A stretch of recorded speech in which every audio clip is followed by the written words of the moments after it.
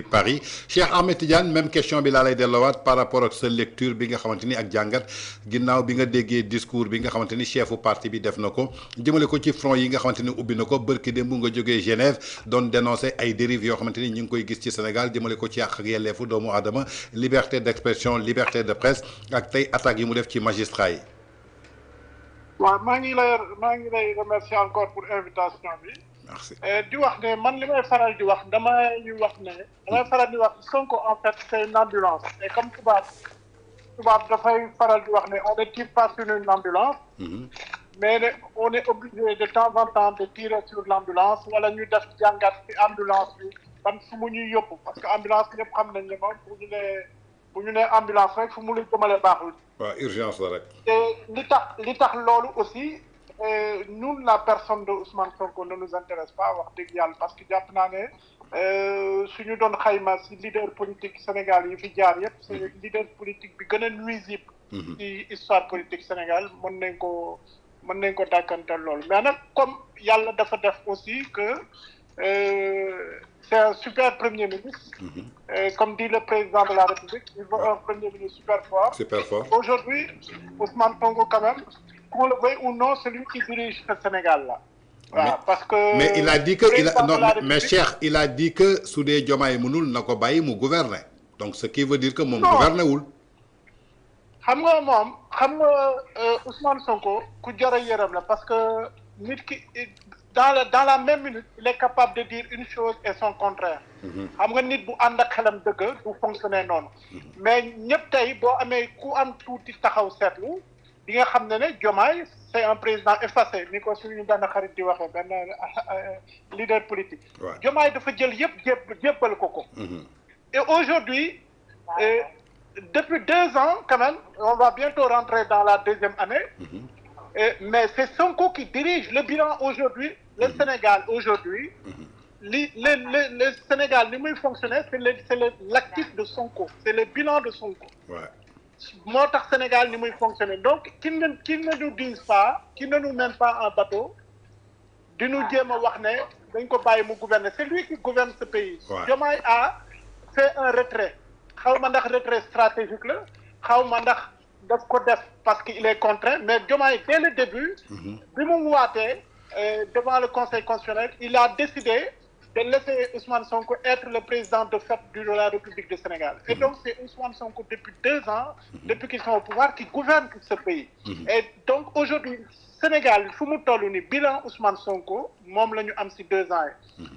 benn déjà koo xamante ne yow comme ni ko Adja Koura wax amoo carnet d'adresse amoo network.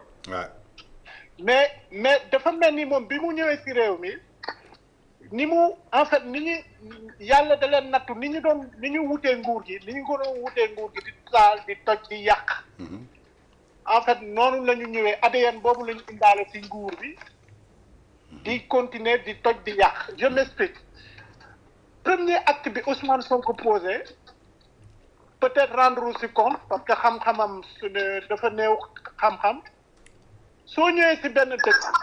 nga jël benn secteur bu stratégique comme le bâtiment. nga décider que dans plusieurs endroits du Sénégal tout ce qui est bâtiment dañu koy taxawal dañu koy arrêter ba nga saytu lan moo fa am. mais loolu maanaam dafa mel ni bâtiment comme ni ma koy waxee bâtiment dafa mel ni deret le sang au niveau du corps humain li nga xamante ne corps humain. deret bi bu circulé tul risque yi ngay jël ba mën a faatu noonu la bâtiment mel ci économie réew bâtiment moom dafa nekk benn carburant boo xam ne pour économie réew bu indispensable et d'ailleurs tubaab yi sax dañuy faral di wax naan sans le bâtiment va tout va pour gàttal rek foofu donc moom maanaam premier acte bi mu posé dans sa gouvernance c'est de tuer l'économie sénégalaise en prenant la mesure boo xamante ne il est illégal illégitime parce que teguwul ci benn décision de justice mu ñëw taxawal ne fépp pour am ay construction nañ ko taxaw bañ saytu te saytu boobu ba léegi mënuñu la indi rapport ne la lii ak lii ak lii mu nekk erreur monumentale deuxième bi nag deuxième marque bi mu jël marque bu diis gan mooy bi mu taxawee def conférence de presse mu ne chiffres yi dañ ko falsifié. mu nekk beneen marteau erreur monumentale boo xam ne daf ko jël tey dajji ko ci biir Sénégal de telle sorte que aujourd'hui le bilan le blocage du Sénégal du ñu dem wuti ko fenn lu dul ci Ousmane Sonko donc aujourd'hui le Sénégal benn problème la am c'est Ousmane Sonko. qui a freiné l'économie qui a bloqué ce pays. Malgré que doon na ko def bi mu nekkee ci opposition bi nit yi pendant une semaine bi ñu mën liggéey. Ce qui faisait quand même des points de croissance en moins dans l'économie. Mais c'est encore plus exacerbé parce que loolu dafa yore li nga xam ne mooy décision. mooy cëggalu guy boo xam ne bu nee fii nañ ko taxawal dañ koy taxawal sans même que mu am décision de justice. Donc pour daaneel foofu li ma bëgg a xam li ma bëgg a wax mooy ne que. tey jii nii le problème du Sénégal il est identifié c'est clair c'est Ousmane Sonko. Tant qu'il sera à la tête de ce pays benn affaire rek la mën am mooy saaga journaliste. tëj opposants yi tëj journaliste enfreindre la liberté de la presse bâillonner presse bi saaga magistrat yi saaga président de la République saaga citoyen sénégalais yi àndul ak loolu rek la moom la mën a def loolu rek la am benn. faculté boo xam ne mën na ko réussir te mi ngi koy wane mën na ko réussir mais sinon pour xam-xam pour xool Sénégal naka lañ koy yóbbu ci kanam naka la ñuy defaree économie bi naka la ñuy indi benn cohésion sociale loolu mënu ko yàllaa ko natt nag donc sénégalais yi ñoo war a jug taxaw daal di faire en sorte que abréger la souffrance des Sénégalais sinon ce pays-là tant qu'il sera à la tête de ce pays-là duñu mën a am avancement parce que wane na ko 2 ans yi wane nañ ko je pense que Sénégalais yi ñi conscient xam nañ ni Sénégal ñu ngi dund lu metti par le seul fait d'une personne qui s'appelle Ousmane Sonko. D'accord mais Cheikh Ahmed Tidiane dafa ubbi benn front jëmale ko ci société civile yow tey nga représenté société civile foofa ci diaspora ba plus particulièrement à Paris tey Paris nekk benn état de droit tey nga yëkkati ay kàddu en tant que institution même su dee da nga sumi casquette institution bi parce que du neex a séddale nga affronter la société civile menacer leen que lépp lu jëm ci ay fonds yoo xamante ni tey jii mooy tax société civile dox société civile seen mbir yi ñoŋ pour que ñu mën a défendre ak yelleef doomu aadama nee na dafay bloquer loolu yow tey ban gis-gis nga am ci loolu. waaw mais xam nga moom il a la mémoire courte parce que moom mooy ñooñu nga xam ne bu ñu lekkee ba pare si ndab li dañ siy xëpp suuf. mais moom bu ñu fàtte ne moom société civile bi muy ñaan li ko Adja Koura wax. société civile bi bokk na si lu ko porté au pouvoir. parce que ils ont toujours défendu. que Macky Sall da koy jaay doole. ils l'ont porté ils ont toujours été à ses côtés pour dénoncer. li ñu jàpp nañ. ça c'est vrai je confirme. li ñu jàpp nañ ñoom injustice la mais aussi moom tey jii nii bëgg na bloquer financement yi nga xamante ne société civile bi mi ngi koy am parce que. tout simplement bëggul moom bi mu nekkee ci opposition bi. li nga xamante ne ni ñu ko doon jot comme financement comme journaliste bi mel ni comme Baba Aïdara.